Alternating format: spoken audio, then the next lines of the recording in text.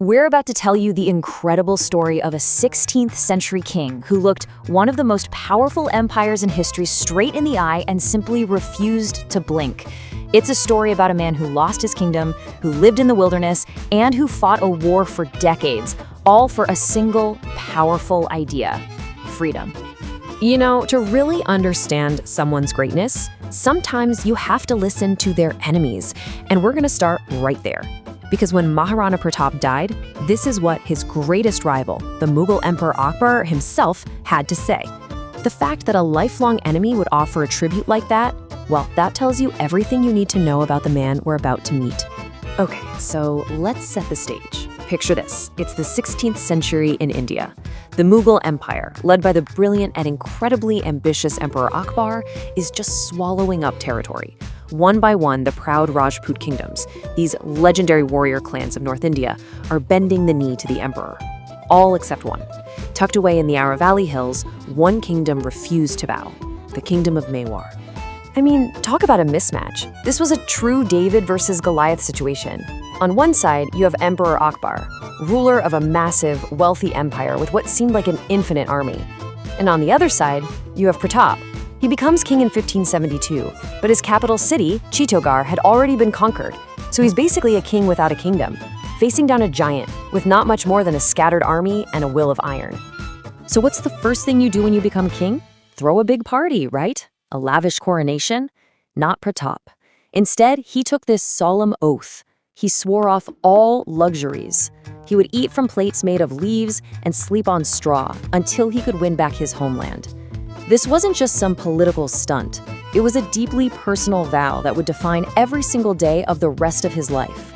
Now, Akbar was a master diplomat. He figured, why fight this guy if I can just persuade him? So between 1572 and 1576, he sent emissaries. Not one, not two, but 4 different high-level diplomats.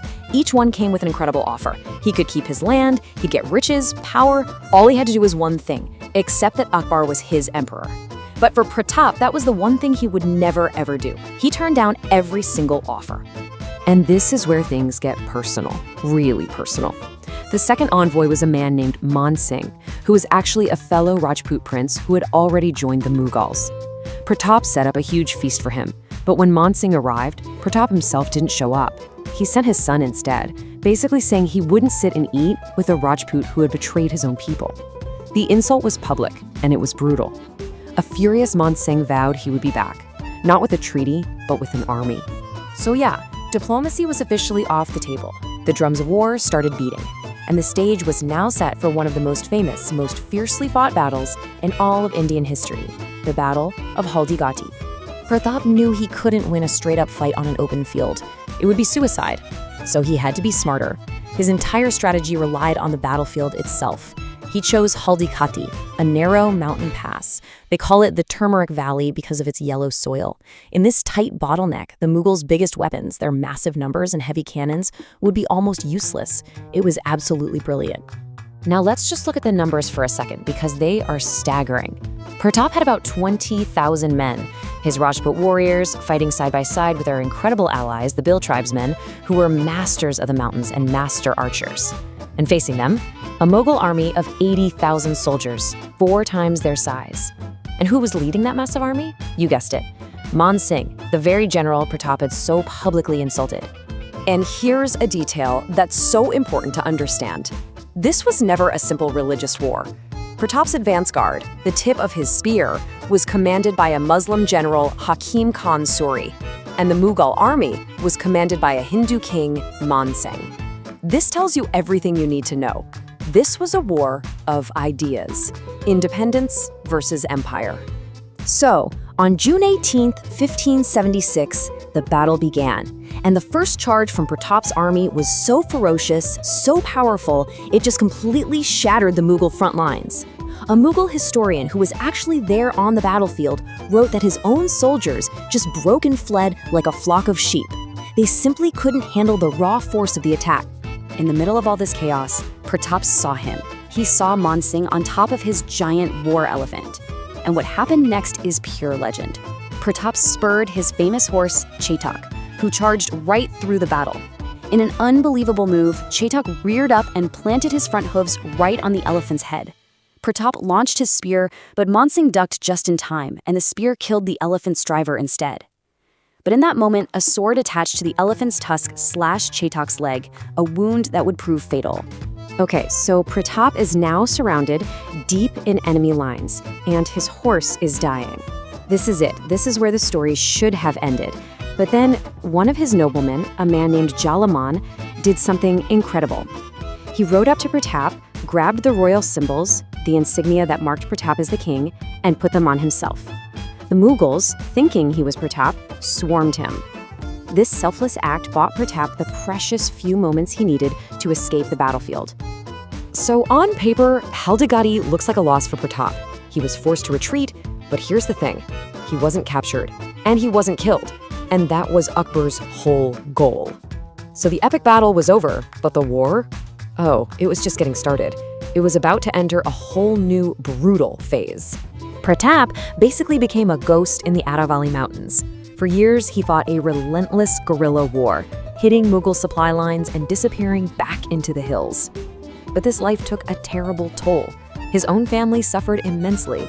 There's this one famous, heartbreaking story about a wild cat stealing a piece of bread made from grass right out of his young daughter's hands. It was the only food they had. But this suffering, it didn't break him. It forged his will into something harder than steel. After years of this fight, money and supplies were almost gone. It really did look like the end was near. And then, just when all hope seemed lost, his minister, Bamasha, stepped up. He came to Pratap and gave him his entire family fortune. We're talking about a mind-boggling amount of money, enough to pay for an army of 25,000 soldiers for 12 years. This one act of loyalty was a total game changer. So, with a full war chest and a re-energized army, Pratap was back in the game. But now he wasn't just surviving anymore. He was ready to go on the attack. This is the final chapter. This is the great comeback. In 1582, Pratap decided it was time to strike back, and to strike back hard. He launched a massive surprise attack on the main Mughal military base in the area, a place called Mewar. This battle would go down in history as the Marathon of Mewar, and it would be his masterpiece. The stories from this battle, they sound like something out of a myth. Pratap's own son, Amar Singh, threw a spear with so much force that it went through the Mughal commander's armor, through the commander himself, and pinned him and his horse to the ground.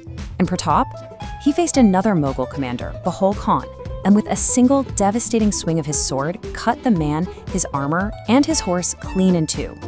The psychological shock was immense. The Mughal army just broke and ran. That victory at Mewar was the spark that lit the fire. After that, one by one, Mughal forts began to fall.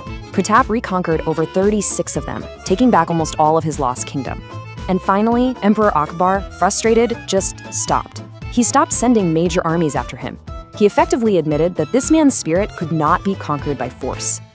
And that, right there, is the heart of his legacy. Look, Maharana Pratap lost battles. He never actually got his beloved capital, Chittorgarh, back in his lifetime. But he's not remembered for the battles he lost. He's remembered for the war he won, a war of principle. He proved that the will to be free, that sheer determination, could outlast the might of a massive empire. In the end, it all comes back to that quote from his greatest enemy. Akbar knew it. The king who never bent his turban, the king who never bowed, he was the one who had truly won. And it leaves you with a question, doesn't it? What is the real measure of victory? Is it about how much land you can conquer? Or is it about having a spirit that no one, no matter how powerful, can ever truly break?